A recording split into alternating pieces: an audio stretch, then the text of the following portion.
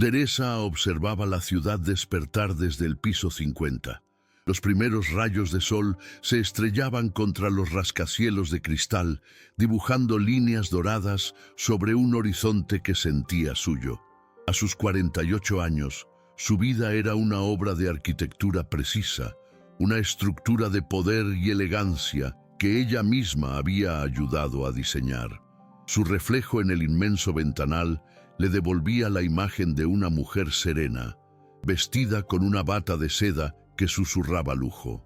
Pero últimamente, una extraña inquietud, casi imperceptible, se colaba por las grietas de esa perfección. Su mundo olía a café recién molido y al perfume caro de Hugo. Su rutina era un ballet perfectamente coreografiado. Él leía las noticias financieras en su tableta mientras ella, con la precisión de la abogada corporativa que una vez fue, repasaba mentalmente la agenda del día. Era la socia silenciosa, la estratega en la sombra del imperio que llevaba el apellido de su marido. Había pausado su propia carrera, meteórica, para construir la de él, creyendo en una sociedad basada en la lealtad.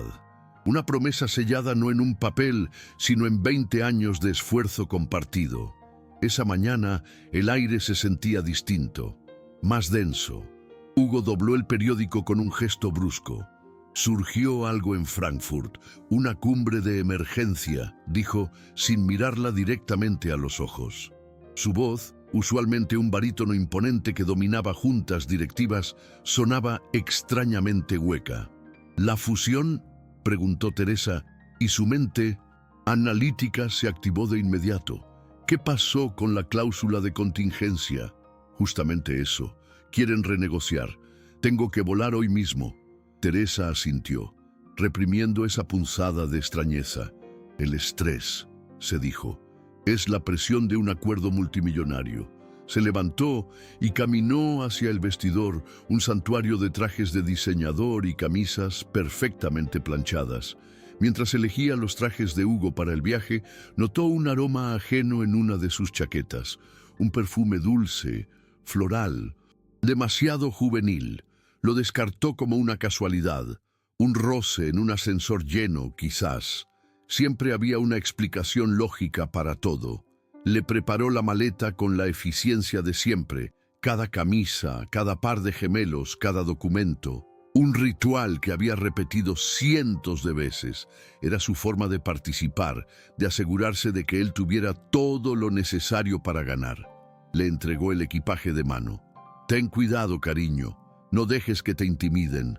«Nunca», respondió él, dándole un beso. Rápido, casi mecánico. Un beso que no llegó a sus ojos. Mientras lo veía cruzar el vestíbulo del edificio a través de las cámaras de seguridad, una sensación de frío la recorrió. Era ilógico, absurdo. Tenían una vida envidiable, una reputación intachable en los círculos de la élite. Eran el equipo perfecto. Sin embargo, en los últimos meses, las señales se habían acumulado como polvo fino sobre un mueble impecable. Llamadas a deshoras que él atribuía a diferencias de horario con Asia. Noches en las que su cansancio parecía más una distancia emocional que un agotamiento físico. Ella, la mujer que podía detectar una cláusula abusiva a 10 metros de distancia, había elegido no ver. Había decidido que eran fisuras menores en una estructura sólida.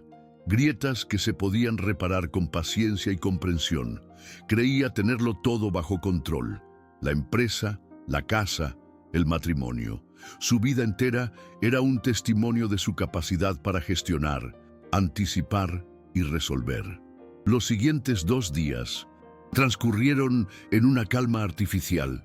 Teresa se sumergió en el trabajo, revisando los balances de la fundación de caridad que presidía, organizando una cena para inversores, manteniendo la maquinaria de su vida social en perfecto funcionamiento. Habló con Hugo por teléfono. Él sonaba apurado, rodeado de voces, describiendo salas de juntas y negociaciones tensas en Alemania. Todo parecía normal, dolorosamente normal. La estabilidad era su ancla, la confianza, su brújula. Sentada en su despacho, en casa, rodeada de libros de arte y fotografías de sus viajes juntos, se permitió un momento de orgullo. Habían construido esto desde cero, dos mentes brillantes unidas por una ambición compartida. ¿Qué podría amenazar algo tan sólido? Se sirvió una copa de vino, observando las luces de la ciudad encenderse una por una, como un collar de diamantes esparcido sobre terciopelo negro. Se sentía segura, en control, una reina en su castillo de cristal.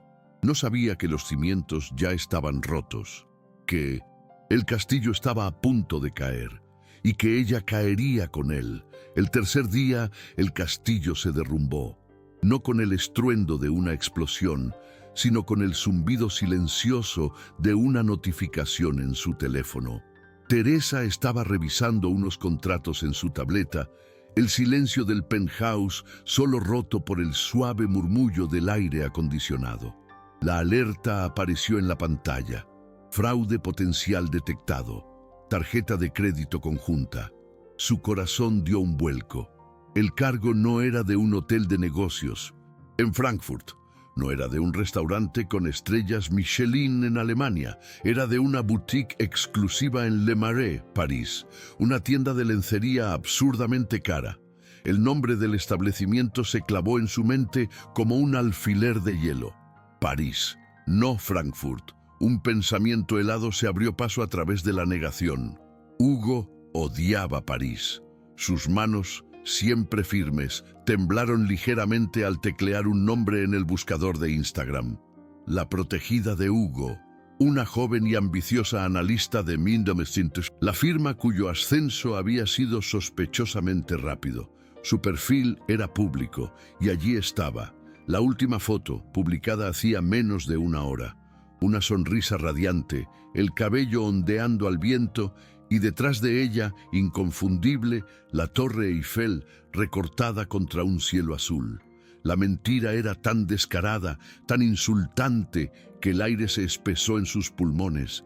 El viaje de negocios era una farsa, su matrimonio, su vida entera, era una farsa.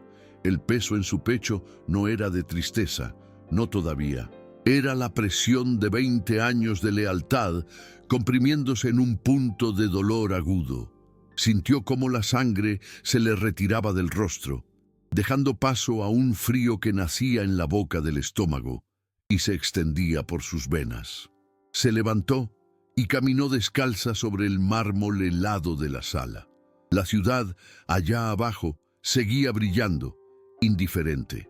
Su reflejo en el ventanal le devolvió la imagen de una extraña, una mujer pálida, con los ojos desorbitados, la bata de seda ahora una armadura inútil. No lloró. Las lágrimas eran un lujo que no podía permitirse.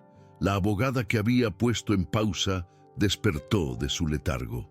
La estratega tomó el control.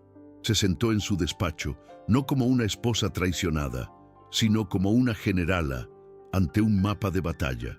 El dolor se transformó en una claridad lúcida y aterradora. Había sido subestimada. Y ese había sido el mayor error de Hugo. El primer movimiento fue rápido, preciso, quirúrgico. Cogió el teléfono. Buenas tardes. Hablo con el departamento de fraudes del banco privado.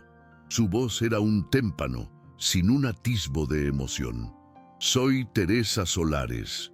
Quiero reportar un uso fraudulento de los activos conyugales en nuestra cuenta principal. Sí, sospecho que mi esposo está siendo coaccionado. Necesito que congelen de inmediato todas las tarjetas de crédito, líneas de acceso y transferencias, sin excepciones. Colgó. Respiró hondo.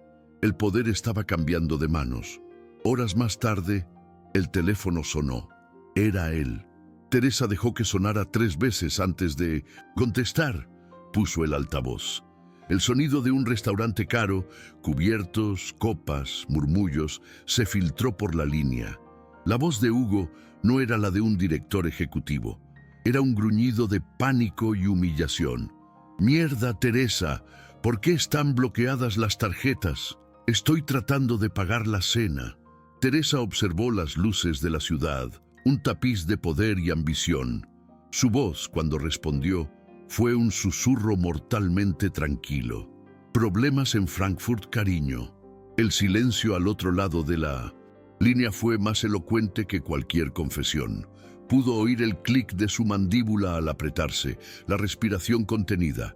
Hugo comprendió, en ese instante de humillación pública, que la mujer a la que había engañado no era la misma que contestaba el teléfono.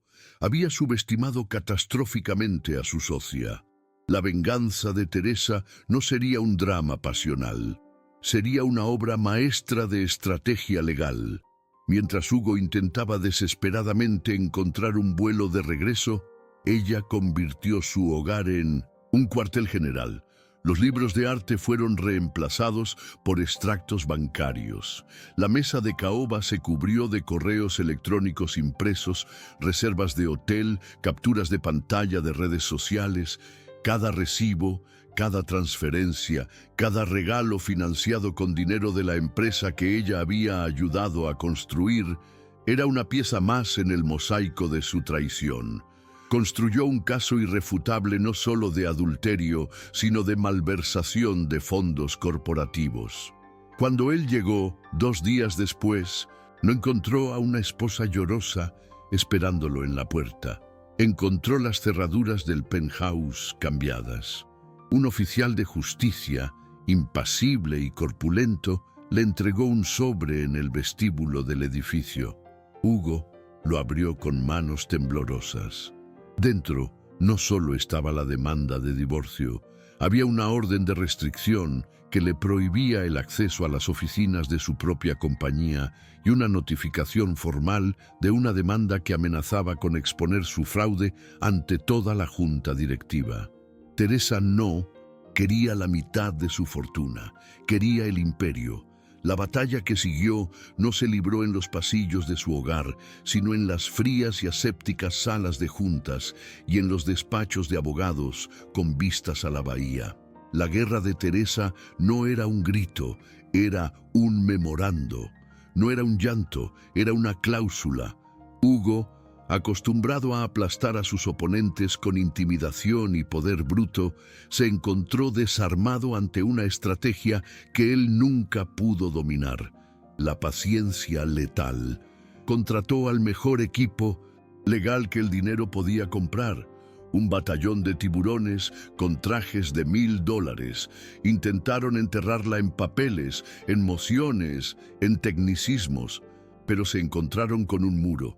Teresa no era solo la cliente, era la estratega jefe de su propia causa. Anticipaba cada movimiento, cada táctica de dilación. Pasaba las noches no llorando, sino estudiando precedentes legales, cruzando referencias de transacciones, construyendo una línea de tiempo tan detallada y condenatoria que no dejaba lugar a dudas. Su dolor se había cristalizado en una concentración absoluta.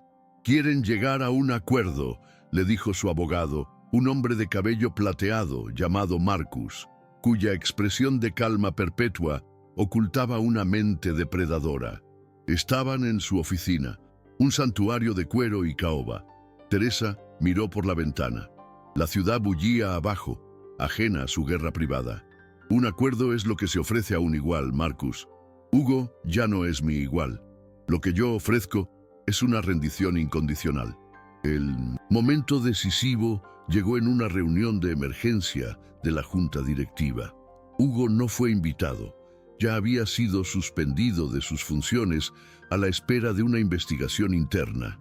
Teresa entró en la sala, un espacio intimidante dominado por una mesa de ébano pulido. Los rostros que la miraban eran una mezcla de curiosidad, lástima y nerviosismo. La veían como la esposa, un daño colateral. Se equivocaban. No habló de infidelidad, no mencionó corazones rotos ni promesas vacías.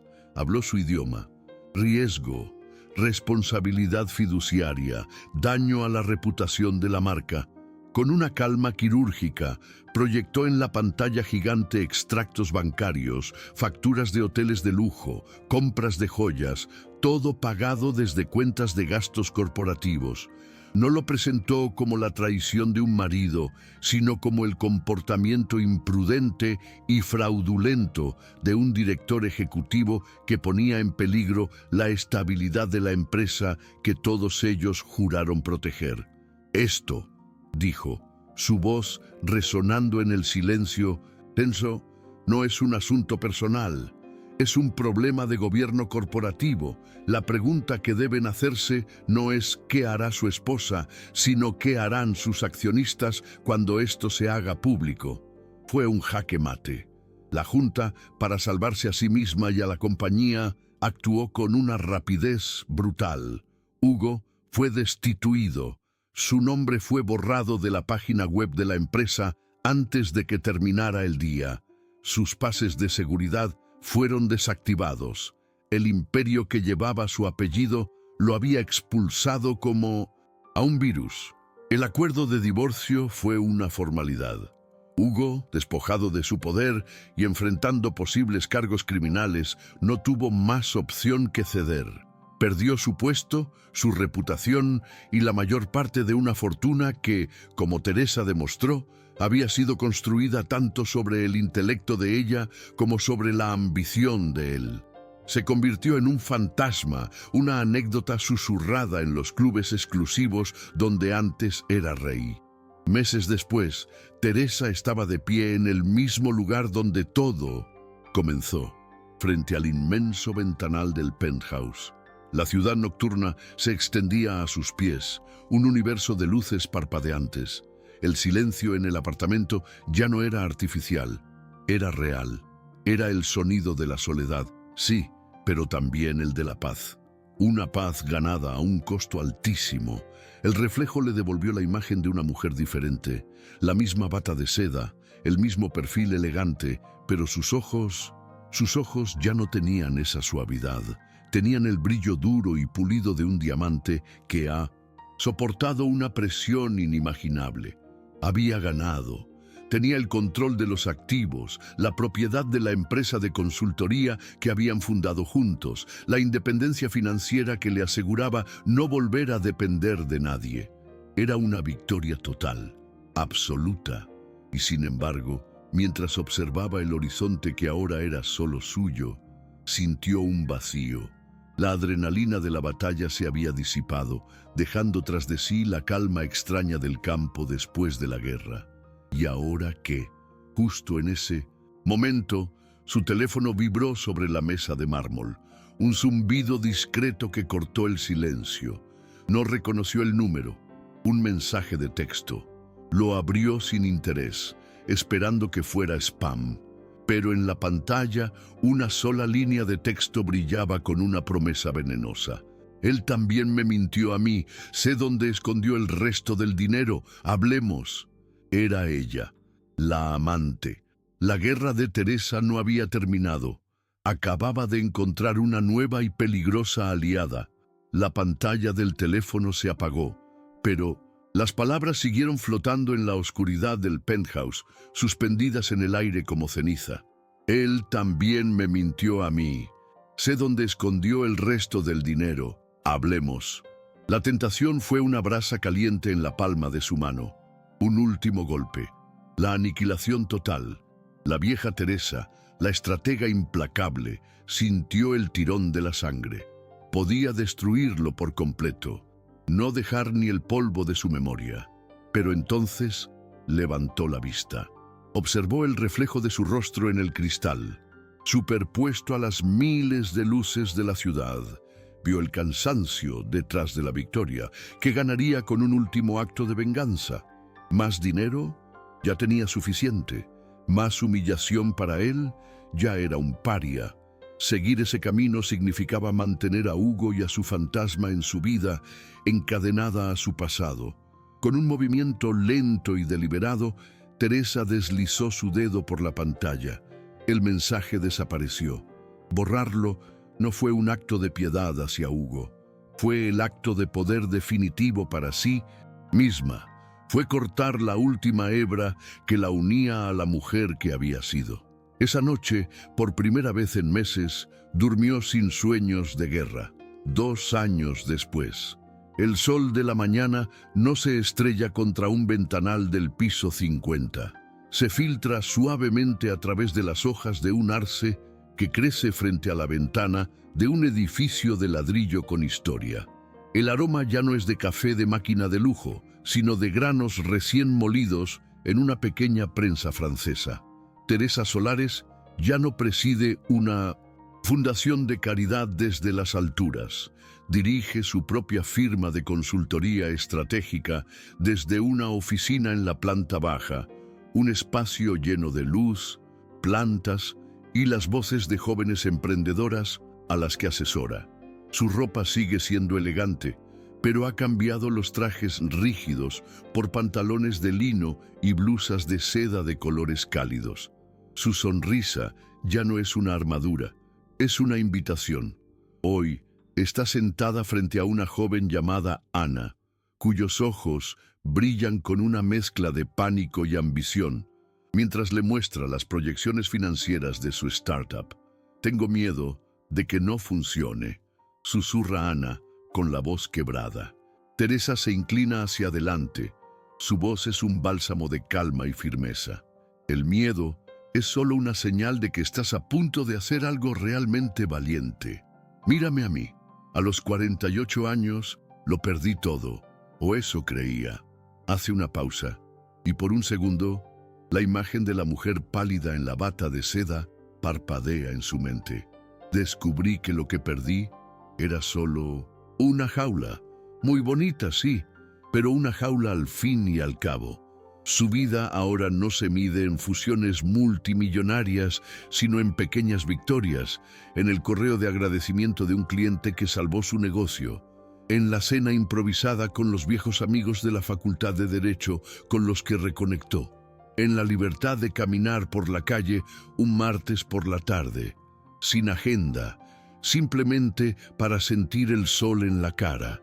Recuperó el control de su nombre, que ahora figura en la puerta de su propia empresa, Solares & Co. Construyó algo desde los cimientos, no como la socia silenciosa, sino como la arquitecta principal. La estabilidad financiera que alcanzó es suya, ganada con su propio intelecto y trabajo. Pero la verdadera riqueza es la paz que siente al cerrar la puerta de su apartamento por la noche. Un espacio más pequeño, más cálido, que es verdaderamente un hogar. A veces por la noche se sirve una copa de vino y se sienta en su pequeño balcón, mirando no un horizonte de poder, sino un barrio lleno de vida. Ya no se pregunta qué podría amenazar su mundo, porque su mundo ya no es una fortaleza de cristal. Es un jardín que ella misma cultiva, flexible, resiliente y real. La caída no la destruyó, la vació de todo lo que no era esencial. Y en ese vacío, por fin, tuvo espacio para reconstruirse. La historia de Teresa no es sobre venganza, es sobre renacimiento.